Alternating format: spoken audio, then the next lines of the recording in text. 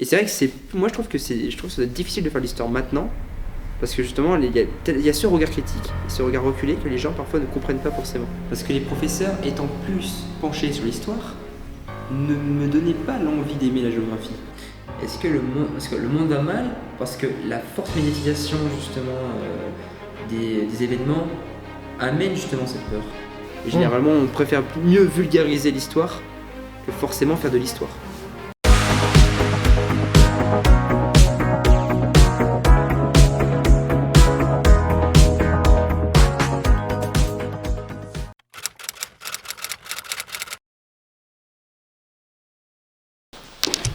Salutations et bienvenue dans une nouvelle vidéo des Mousquetaires du Boulonnais. Et oui, bon, je suis tout seul, d'accord, il n'y a qu'un mousquetaire, mais je vous jure, on est plusieurs derrière la caméra. En attendant, on a un nouvel invité cette semaine. Et cet invité, c'est Geoffrey Cointrel. Bonjour tout le monde, j'espère que vous allez bien. Tu vas bien Pierre? Ma foi, je vais fondre. Et si aujourd'hui je t'ai invité, c'est pour parler avec toi de ta pensée, de ta réflexion, que ce soit en histoire, en géographie, et de manière générale sur ta vie et ta conception du monde. Ouais. Et donc, on va tout de suite attaquer ça après la pause.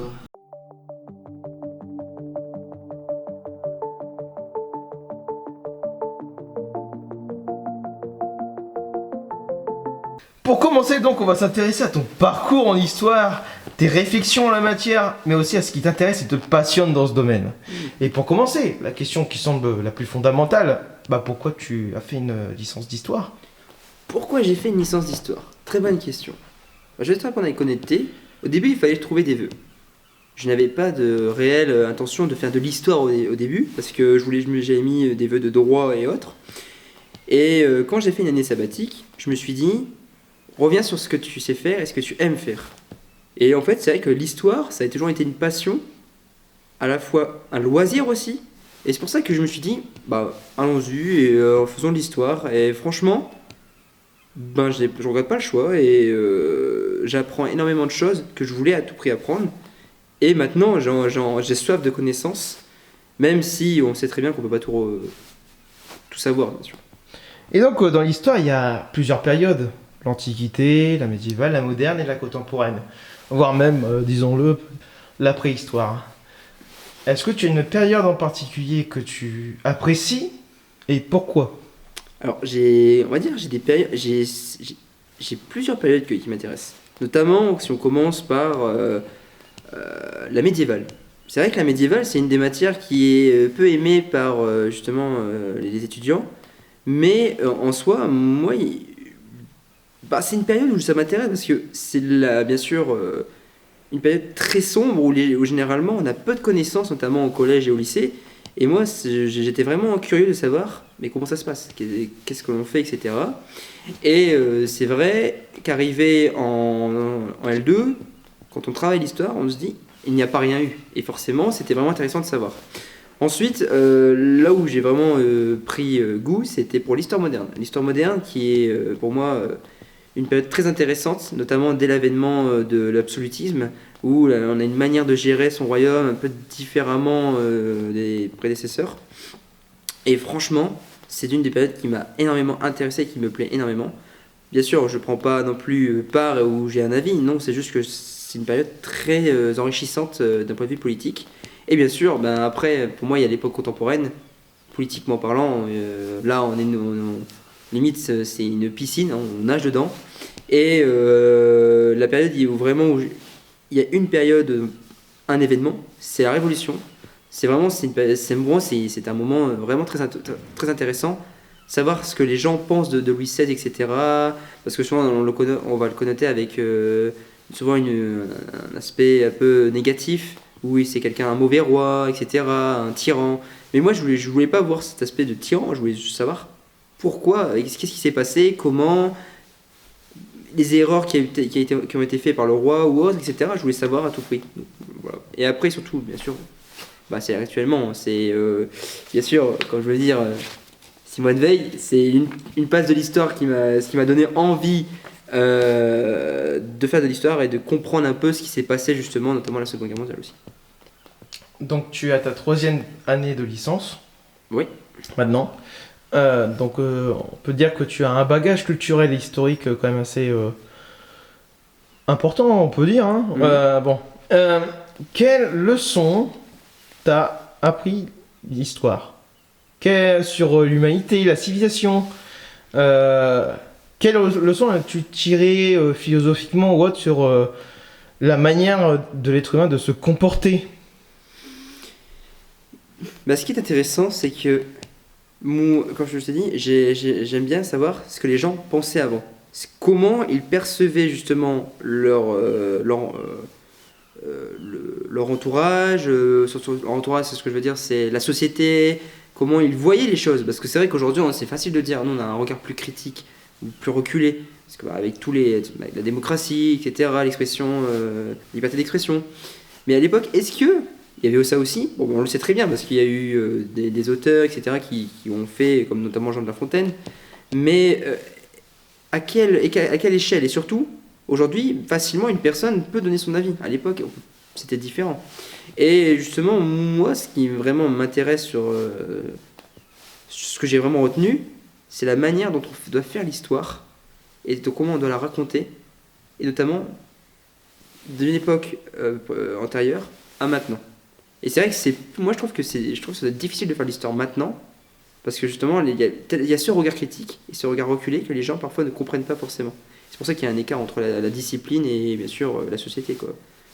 Et généralement on préfère mieux vulgariser l'histoire que forcément faire de l'histoire. Et dans tes réflexions, est-ce que tu penses que l'histoire est cyclique, qu'elle se répète?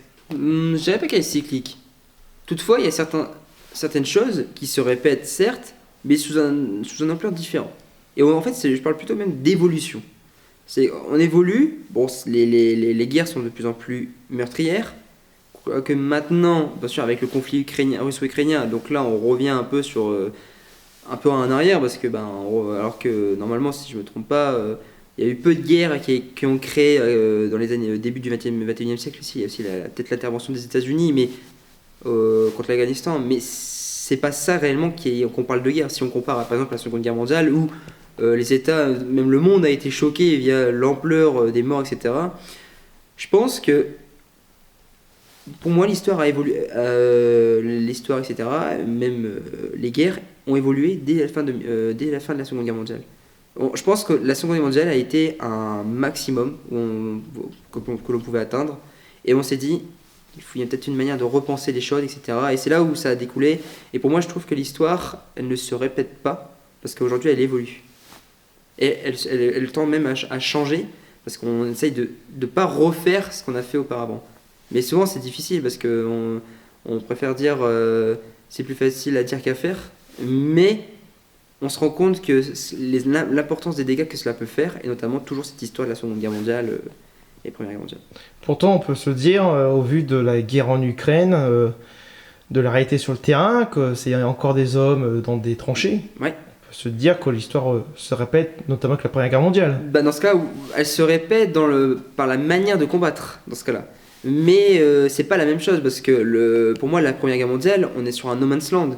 Là, ici, on est vraiment... c'est pas no man's land, c'est plutôt vraiment, on est recroquevillé, c'est face à des villes et autres, c'est même pas le même genre de guerre. Mais peut-être que c'est peut-être la manière de se battre, oui, qui n'a pas peut-être évolué. Mais pour moi, l'histoire a quand même évolué. Le conflit russo-ukrainien, c'est... après, on peut revenir en arrière, ça joue sur, entre guillemets, que la Russie veut justement reprendre ce qui lui appartient, et l'Ukraine qui, non, lui, n'est pas d'accord, etc. On va pas rentrer non plus dans le débat ou vraiment dans le détail, mais pour moi, c'est pas une répétition. C'est parce que si ce serait une répétition, vraiment, je pense que on aurait des morts plus importantes, et voire même à un moment donné, je pense que nos États, l'État français ou autre, seraient rentrés en guerre, même si on est en guerre indirecte. Hein. On offre des armes, etc. Donc on est en guerre, mais on ne combat pas sur le terrain. Et donc, quelles sont tes ambitions après ta licence d'histoire?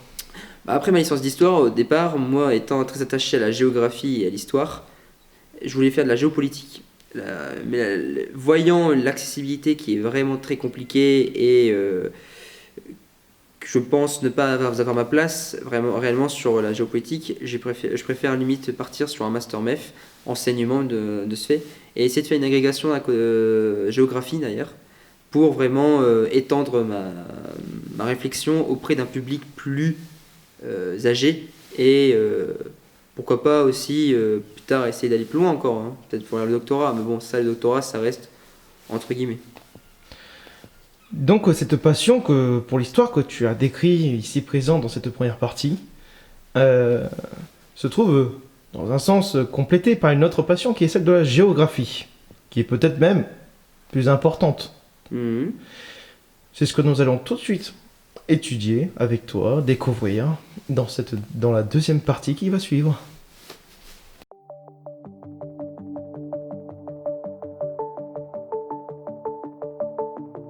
Désormais, dans ce nouveau décor, on va discuter avec toi, se pencher sur ta passion pour la géographie et tes réflexions en la matière. Avec pour première question, qu'est-ce qui te passionne dans la géographie? Que t'évoque la géo? C'est quoi pour toi? Explique-nous un peu ta rencontre avec cette passion pour la géographie. Alors, une petite anecdote pour commencer, c'est la géographie au collège et lycée, j'aimais bien, mais j'avais du mal. Et pourquoi j'avais du mal? C'est parce que les professeurs, étant plus penchés sur l'histoire, ne me donnaient pas l'envie d'aimer la géographie. En arrivant en L1, j'ai eu un professeur de géographie, c'est le cas de le dire, Monsieur Enoch. Et en fait, il m'a montré, mais Monsieur Jouvenel m'a montré réellement ce que c'était la géographie. Et moi, justement, je me suis dit, mais c'est bien plus intéressant que ce qu'on voit vraiment à la géographie scolaire. Au contraire même, ça donne même envie de se pencher sur ce qu'est réellement la géographie. Et donc, en fait, ma révélation était en L2. En L2, bien sûr, il y a eu le confinement, donc je n'ai pas pu partir en L1. Donc j'ai attendu de faire ma L2 et puis faire une demande de validation en L3. Et je me suis dit, hâte d'être en géographie parce que moi je m'intéresse beaucoup à la géophysique, à la géomorphologie, comprendre justement comment on aménage certaines choses, etc. par rapport à la morphologie d'un territoire, ou, par exemple notamment sur le littoral, donc l'aménagement d'un port, etc. Comment les acteurs surtout, comment cela se passe. Et même après aller plus loin, surtout une des thématiques qui me plaît, c'est la géopolitique, les relations internationales, comprendre. J'ai regardé un reportage il y a très peu de temps, c'est sur la Géorgie, notamment sur un des ports qui est en cours de construction, mais qui a été arrêté par le parti majoritaire géorgien, et qui bloque l'accès à ce projet, et notamment qui pourrait être très très très important pour la Géorgie. Bon, ça c'est ce que j'appelle la géopolitique, et notamment sur il y a 5 minutes de géopolitique, je regarde tout le temps. Et en fait, justement, pour revenir à ce que tu me demandais, sincèrement, la géographie pour moi c'est quelque chose de c'est vraiment plus récent. On peut plus se pencher, réfléchir. L'histoire c'est bien sûr, mais c'est du passé. C'est toujours l'histoire du passé qu'on essaie d'intégrer au présent pour comparer. Là, la différence avec la géographie, bon, il y a du passé, mais surtout du présent et le concret. Par exemple, et moi, c'est ce qui m'intéresse énormément. Et même, c'est pour ça que j'ai fait ce cursus et géographie et histoire. C'est pour justement un géographe et aussi à la fois un bon historien, parce qu'il a quand même des capacités à revenir en arrière, qu'un historien aussi a des capacités de géographie, car il sait se situer et pourquoi, etc. Il y a eu telle manœuvre sur tel territoire. Tu es un lecteur d'ouvrages géographiques et d'auteurs en géo. Alors, la question l'on pourrait te poser, c'est quels sont selon toi les grands noms de la géographie? Les grands de la géographie. Alors c'est vrai en licence, on est bercé par tout ce qui est la géopolitique, etc. Notamment Alfred Sauvy, ensuite Pascal Boniface, ou encore Roger Brunet, Sylvie Brunel. Vraiment, c'est des piliers justement par exemple, de l'Afrique. Mais par exemple, Pascal Boniface, c'est vraiment le pilier des relations internationales, et Alfred Sauvy du tiers-monde, etc. Mais moi, j'ai tendance à dériver. C'est parce que vu que j'étais très attaché au développement durable, et j'ai un des bouquins qui m'a très, très intéressé, et c'était l'approche plurielle du développement durable, de Divette Véret, qui est une géographe de l'environnement, Et justement, elle me donnait vraiment des détails très intéressants, et c'est pour ça que ça m'intéressait. Mais pour encore une petite anecdote, parce que j'adore les anecdotes. Le premier ouvrage que j'ai lu, c'est pas réellement de la géographie, mais plus ou moins. En fait, le titre, c'était Désir de ville. Et en soi, c'est comment construire la ville du lendemain. Donc c'est plutôt de l'urbanisme, d'accord? Mais ça amène des contraintes aussi de géographie. Comment aménager? En plus, à un moment donné, il expliquait qu'il y avait plusieurs types de villes, etc. On voyageait en plus à ce moment-là, on évoquait plusieurs atouts des villes, notamment le concept du chiffonnier, etc. Ou ensuite la ville éponge. Franchement, j'ai pris vraiment plaisir. Je me suis amusé à lire ça et ça m'a donné envie d'aller plus loin. Bon, bien sûr, ces auteurs, ce sont Eric Orsena et Nicolas Guelzoul. Ce sont des Américains, c'était architecte urbaniste et l'autre, c'est un géo-urbaniste. Pour moi, ça a été une révélation. C'est à ce moment qu'il y a eu cette révélation. Et ensuite, j'ai voulu étendre ma source de connaissances et je me suis penché plus sur la géomorphologie, donc avec Yvette Verret. Et ensuite, ça a encore continué. En fait, ça a été un crescendo. La personne pour moi qui est réellement, c'est, bien sûr, je ne peux pas le nier, c'est vraiment Pascal Boniface dans les relations internationales, avec bien sûr ses confrères qui m'ont énormément attiré et qui m'attirent toujours sur la géopolitique. Donc ces auteurs, comme on peut t'entendre le dire, ont transformé ta vision du monde. Un peu, on peut dire ça comme ça, parce que c'est vrai qu'en histoire, on a la vision d'un historien, là j'ai une vision à la fois d'historien, mais de géographe. Et justement, ça a étendu ma vision. Et au contraire, j'ai une vision tellement plus large que, est-ce que j'ai réellement une vision? C'est ça le truc. Donc, au final, j'ai une vision plus neutre dans l'histoire. Et tu vois, c'est bien, on réutilise les thèmes d'histoire. Et non, mais en réalité, ça a étendu, mais ça n'a pas changé en fait. J'ai toujours cette neutralité. C'est même dur, même quand par exemple tu dois voter pour quelqu'un, etc. C'est ce que tu te dis, ouais, mais il y a ça, et c'est vraiment compliqué. Et donc, tu connais forcément cet ouvrage que tout étudiant d'histoire à Boulogne-sur-Mer a entendu parler au moins une fois dans sa vie, c'est-à-dire Paris et le désert français. Ah oui, Jean-François Gravier, 1947. Oui, alors celui-là, on l'a dans la tête, c'est sûr. Et dans ce livre, il décrit une France macrocéphale. Est-ce que tu peux nous expliquer si un système... Alors, qu'est-ce qu'un système macrocéphale ou polycéphale? Et quel est selon toi le meilleur système? Alors, le terme de macrocéphale, c'est l'hypertrophie d'une ville la plus importante d'un territoire, notamment nous c'est Paris, qui concentre énormément presque toute l'activité du pays, qui après, bien sûr, se détend au fur et à mesure, mais comme on appelle justement, c'est l'étoile qui se trouve au milieu de notre pays. Et ensuite, polycéphale, c'est quand on a plusieurs têtes, dans ce cas-là, notamment en Allemagne, parce que c'est différent, on a un régime fédéral, donc forcément, on a des villes qui vont se développer, des villes de région qui vont se développer différemment, et ils sont autonomes, que nous, on est dans un système plus, dans une démocratie, mais plus très centralisatrice, pardon. Et de ce fait, c'est compliqué de se dire quel est le meilleur système, parce que nous, en France, on a toujours, notamment depuis l'histoire, Paris est bien sûr la capitale symbolique, politique et économique du pays. Mais par exemple, si on prend le cas de l'Allemagne, c'est autre chose. Les villes, elles n'ont pas la même histoire et le même développement. Et c'est pour ça réellement que, est-ce qu'il y a un meilleur système? Je ne sais pas.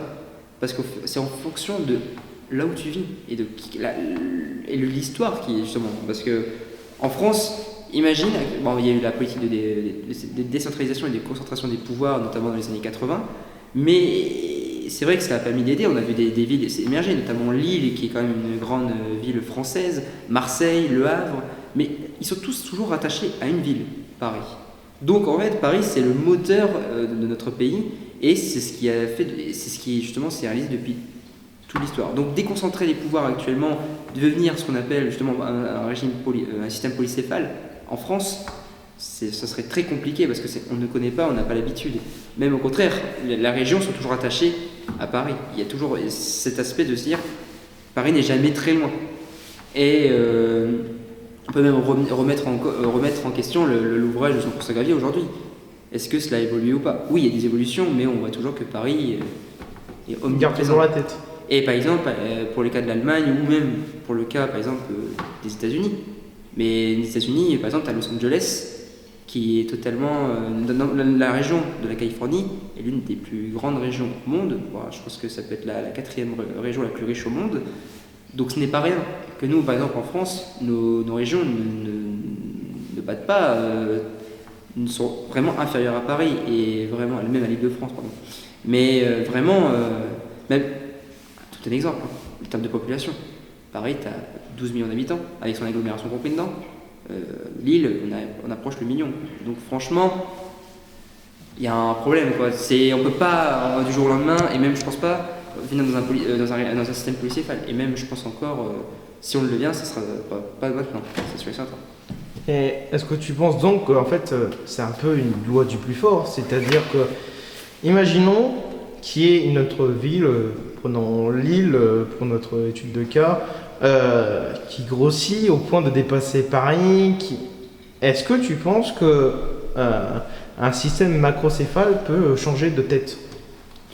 Ouf, c'est compliqué. Pour le cas de la France, ça serait compliqué. Parce que Paris est beaucoup trop. Moi, je le considère comme un monstre urbain, et il est beaucoup trop étendu. Même quand on parle de l'Île-de-France, entre guillemets, c'est Paris, quoi. Toutes les villes autour sont rattachées à Paris. L'empreinte parisienne est vraiment importante. C'est pour ça qu'on dit, là, on parle de première couronne, intramuros et deuxième couronne. Franchement, pour moi, même Lille concurrencer Paris, impossible, parce que Lille est rattachée aussi à Paris, notamment le fameux projet de rapprocher Lille et Paris ensemble. La géographie, c'est donc aussi une question d'espace, de territoire. Et qui dit territoire dit des limites et donc des frontières. Est-ce que tu penses qu'un jour, on pourrait vivre dans un monde sans frontières? Ouf, c'est compliqué, hein. Non, c'est sûr que non. On ne pourra pas, parce que même actuellement, les États sont très attachés à leurs frontières, c'est le dire. En Europe, un peu moins, parce que c'est vrai qu'avec l'espace Schengen, on n'a pas cette limite. Mais il y a quand même se dire, t'es dans mon territoire, là t'as passé la frontière, tu vois, cette limite. Et ensuite, mais par exemple, pour certains États, par exemple en Asie centrale ou autre, c'est pas la peine. Par exemple, en Ouzbékistan, ce qui est tout à fait marrant, c'est qu'ils ont quand même mis des mines de 2 à 5 km de long pour éviter justement que tout les Kirghizes essayent de passer la frontière. Mais ce qui, moi, l'un des profs me disait, c'était vraiment intéressant, c'est avec le glissement de terrain, les mines elles ont bougé. Et donc en fait, tu te retrouves avec un champ de mines comme ça partout, et non, donc ça ne peut pas évoluer. Tant qu'il y a un enjeu derrière, un pouvoir, une volonté d'un État de s'affirmer, il y aura toujours des frontières. Et est-ce que dans ta réflexion, au fil de tes lectures, des cours que tu as suivis, est-ce que tu penses que c'est la géographie qui façonne les peuples, ou que c'est les peuples qui transforment la géographie? C'est les peuples qui transforment la géographie. Ce qui fait la géographie, c'est ce que nous faisons. Par exemple, demain, là actuellement, il y a ce qu'on appelle la grève, la réforme, etc. Ça va justement changer les mœurs, et voire même le contexte de notre pays, notamment les grèves, la réforme, le blocage. Donc ça va créer justement toutes ces contraintes. C'est un peu comme un effet crescendo. C'est nous qui faisons. C'est comme par exemple qui fait l'histoire. C'est pas l'histoire qui fait l'homme, c'est l'homme qui fait l'histoire. Pareil pour moi, c'est la géographie est créée par justement les hommes qui du passé jusqu'à maintenant, elle évolue, et ils la modifient, notamment par exemple avec le conflit russo-ukrainien, par exemple. On a peut-être une redéfinition maintenant des frontières, notamment le fait que la Russie a repris certaines villes, etc. Donc justement, c'est les hommes qui dessinent la géographie. Et tu ne penses pas que, par exemple, les espaces géographiques, les situations géographiques peuvent conditionner un peuple? C'est-à-dire que, par exemple, le Groenland peut amener le peuple à ne pas évoluer. Pourquoi, par exemple, en Afrique, ils n'ont pas évolué autant qu'en Occident? Alors, si je reviens un peu sur ce que je disais, la géographie aussi peut le définir maintenant par le réchauffement climatique. Cet aspect, le dérèglement climatique aujourd'hui, qui est notre plus grand, pas notre plus grand ennemi, mais il faut faire très attention. c'est ce qui dessine aussi notre futur. Donc d'un côté, l'homme dessine bien sûr la géographie, mais la géographie nous dessine par rapport justement aux aléas qui vont venir plus tard, etc. Notamment l'élévation du niveau de la mer, donc ça redéfinit les états, le recul de certains littoraux, etc. qui amène aux hommes de devoir faire des choses. Et de ce fait, donc là, il y a une complémentarité. Et pour revenir sur la question de ce que tu viens de me dire à l'instant, c'est plutôt compliqué car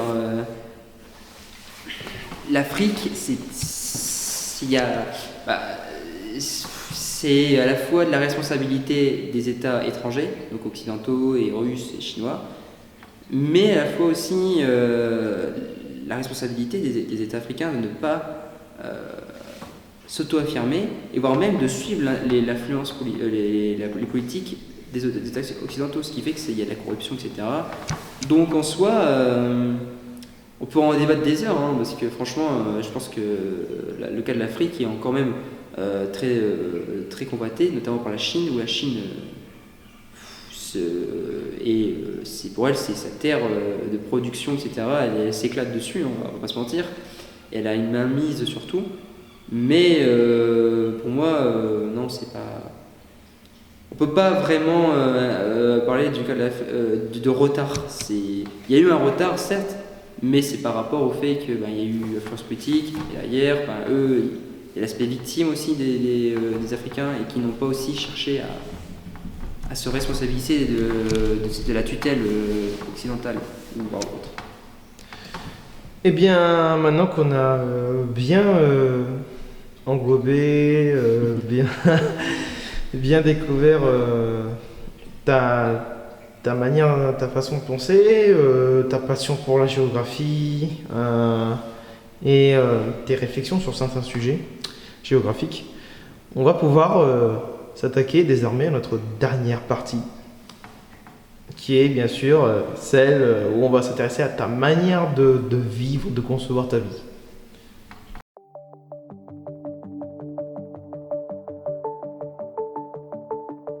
Pour terminer cette interview, on va essayer de cerner avec toi ta philosophie de vie.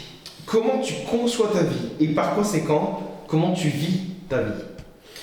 Et avec cette première question assez à la fois complexe et pourtant si simplement formulée, selon toi, la vie a-t-elle un sens? Et si oui, lequel? Quand on vient au monde, il y a forcément un sens.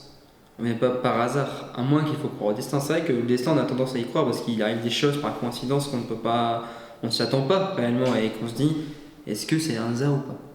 Mais pour moi, réellement, oui, il y a un sens. Si je suis né, si je suis là actuellement, et qu'on se parle là actuellement, il y a un sens. C'est pas pour rien. Donc forcément, oui, il y a un sens. Et comment tu conçois ta mortalité, le caractère éphémère de ton existence?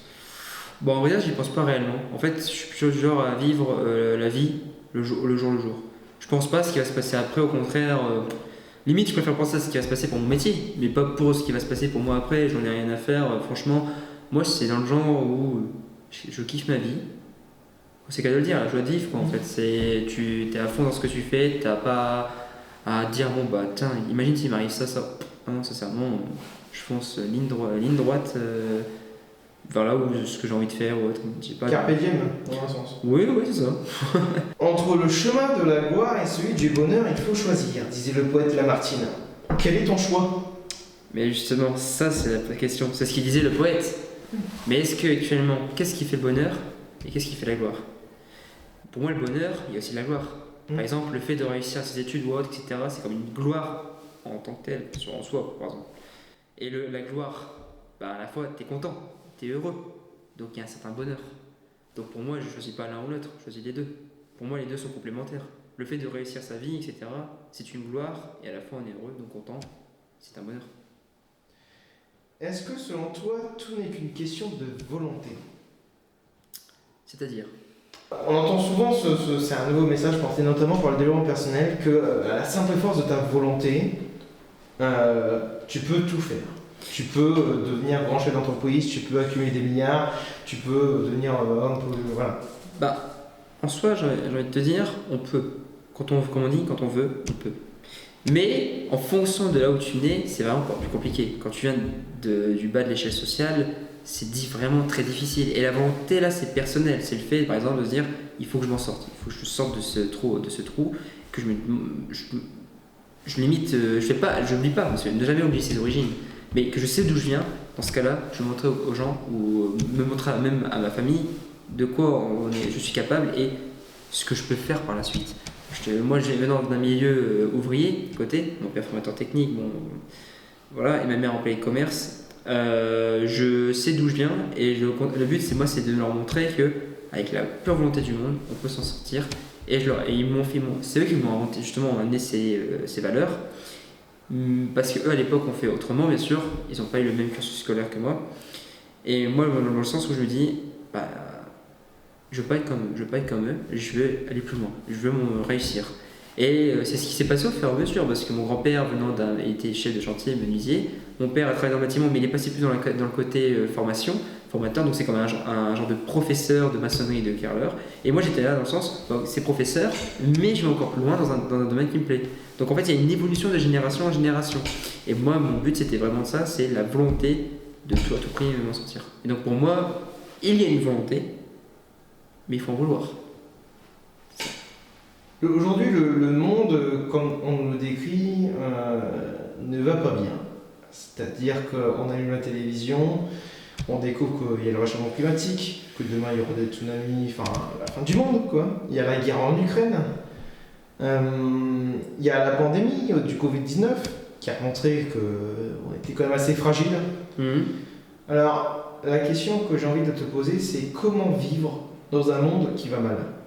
Est-ce que le monde va mal parce que la forte médiatisation justement des événements amène justement cette peur. Mais à l'époque, quand par exemple tu avais la peste, quand tu avais d'autres éléments, tu avais notamment l'époque la peste noire à l'époque médiévale, qui a créé énormément, qui a presque décimé la moitié de la population. Est-ce que à ce moment-là, ils disaient pareil que le monde va mal. Le monde va mal parce que tellement on en parle, tellement on le médiatise et qu'on a accès à l'information comparé à avant, bah forcément, pour nous il va mal parce je te dis en plus on a un regard reculé sur la situation. On est dans un monde qui évolue et forcément, bah oui il va mal parce qu'on le constate. Mais par exemple, le réchauffement climatique, ça ne veut pas dire qu'il va forcément mal, parce que le réchauffement climatique, il y a depuis longtemps. Il y a des périodes de glaciation et des périodes après interglaciaires, donc c'est là où la Terre se réchauffe, et ensuite la Terre va se refroidir. Donc, c'est pas qu'il va mal, c'est la vie. Mais c'est juste que maintenant, on a une réflexion plus élaborée, plus reculée, donc, qui nous permet justement d'amener à cette interprétation du monde va mal. Après, le monde va mal parce que aussi, c'est la façon dont les hommes vont utiliser les ressources. Et là, c'est plutôt dans l'aspect production, économie, etc., notamment la pollution, le carbone. Donc là, oui, il va mal parce que on accentue le problème du réchauffement climatique. Mais le réchauffement climatique sera toujours le même, il sera là, mais plus rapidement. Mais en soi, pour moi, après, bien sûr, il y a le dérèglement climatique, mais en fait, c'était prévu, quoi. Mais juste qu'on l'accélère. Et non, pour moi, le monde va pas mal. Si on part de ce que je viens de dire avant, hein. Mais si dans ce cas-là, on se penche sur le fait qu'il y a des gens qui ne pensent pas justement le climato-scepticisme ou les réchauffistes qui ne disent bon, bah non, ça n'existe pas, vous dites n'importe quoi, c'est juste un moyen. Oui, là, on va dire que oui, il y a un problème quand même. C'est plutôt pas le monde qui va mal, mais c'est juste l'homme qui va mal. Voilà. Et tu penses que l'être humain est voué un jour à disparaître comme une ère de l'humanité, comme il y a eu l'ère des dinosaures, pas seulement les dinosaures, bien avant il y a eu d'autres espèces qui ont disparu, qui se sont éteintes avec des événements, que ce soit des météorites ou des changements climatiques des volcans. Mais justement, je vais t'avouer quelque chose. Et comme je t'ai dit, je suis quelqu'un qui ne réfléchit pas à ce qui va se passer par la suite.